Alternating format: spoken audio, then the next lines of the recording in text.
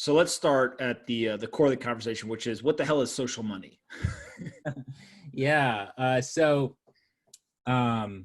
Take you back again here. So the concept of social currency, let's say, is around 120 years old, right? Or social capital. This idea that every kind of individual has this network around them, and that network has this sort of almost intangible value. And we sort of carry this in like a philosophical sense. So what Ethereum uniquely allows you to do is turn this cultural primitive now into a digital and financial primitive. So the network value that, let's say, you have starting a podcast and sort of, a Substack and having this presence, the idea is you could effectively make that fungible and tradable and sendable through Ethereum. And then for us, we see this really as a mass adoption primitive. In the future, we see many people having their own currencies. So we wanted to create a term that was super friendly, almost as friendly as ice cream, two words that people just like next to each other. And this effectively became social money. So social money are branded Ethereum tokens named after individuals and communities. And yeah.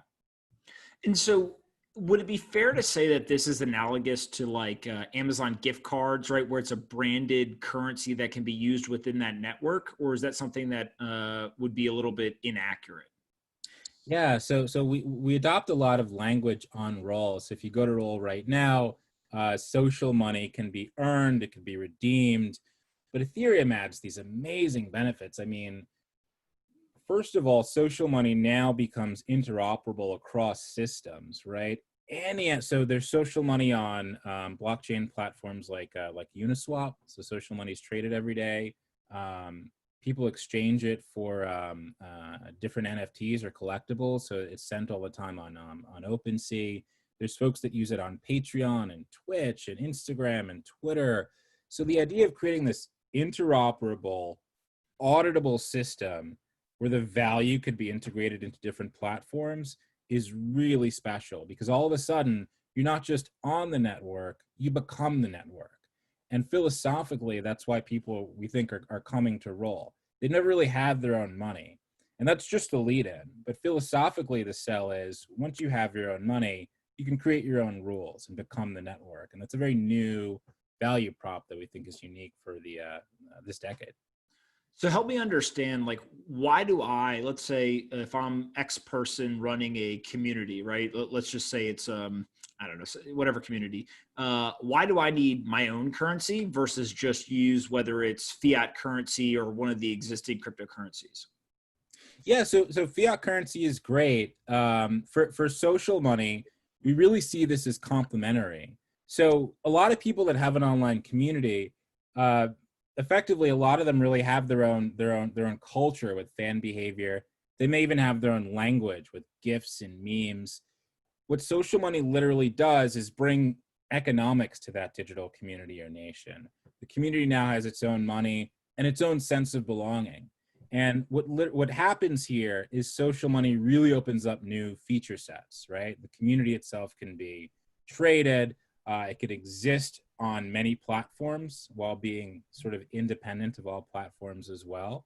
And it's an amazing tool to really start incentivizing your community, right? So if there's something you want to do, whether it's sort of more subscriptions on YouTube or more comments on Substack, you can literally, like a new web superpower, generate that type of activity directly towards those actions with your social money.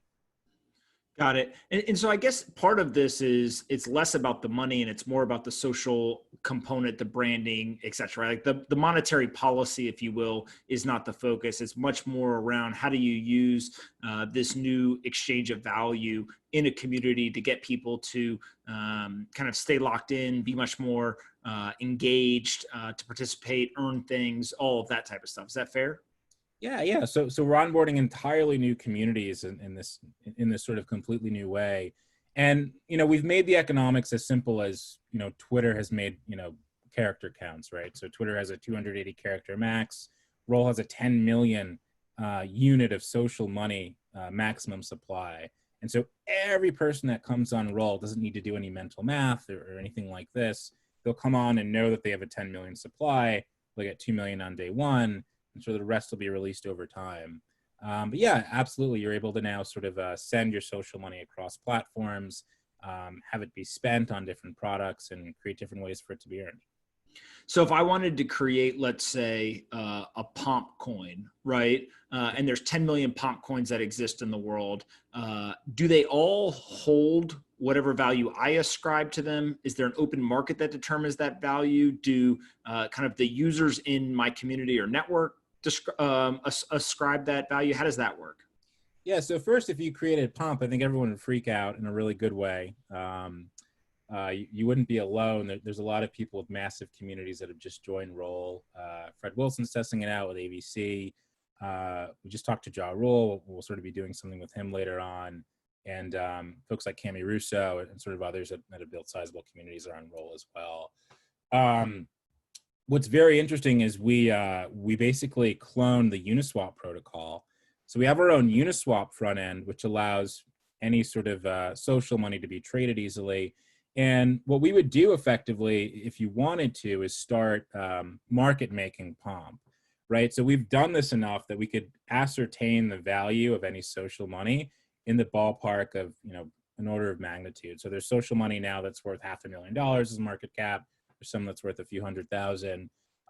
So once we sort of do that, the market is really going to tell us the value of Pomp at that point, and it sort of stays there. And what we've seen is as more utility is driven towards social money, the demand for the network goes up, and that sort of increases the value of social money. So it's this idea of sort of the community is almost a form of cash flow. And if there's more demand for the community, there's more demand for your social money. What's like the best way you've seen it used within a community? Any examples that you can talk about in terms of just, obviously when people hear money, they think, okay, you're paying for something or you're receiving value for something, but how have you seen this specifically used in communities you think is pretty cool? Yeah, so there's several examples. So I think one of the most popular ones, Barstool Sports wrote about this, a few others. So there's someone on Roll who's a young entrepreneur and sort of a community manager named Alex Masmej, and sort of Alex raised $20,000 with his social money named Alex. So he effectively built all of his rewards on Roll, built a network, and did a formal Kickstarter style crowdfund, and used Alex as a crowdfunding mechanism. Another engineer named Kerman did this as well. So Kerman raised around $25,000. That's an extremely interesting use case, just kind of building your own network and monetizing in this new way. Aside from the people who bought the Alex token or the other one, what did they get in return? Like why would they buy Alex, for example?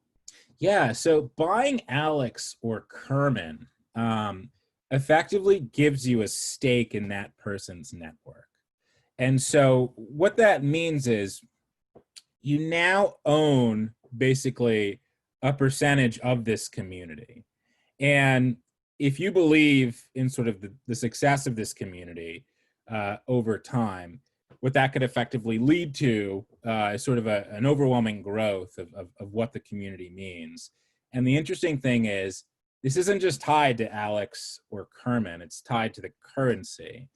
And what we've seen over time is the most successful social money, its utility actually becomes democratized. So the biggest users of Alex and Kerman aren't exactly those individuals. They're people in the community using it in a peer-to-peer way, which is sort of fascinating. So you own a piece of this community that can exist over time and effectively increase as the demand for the network increases.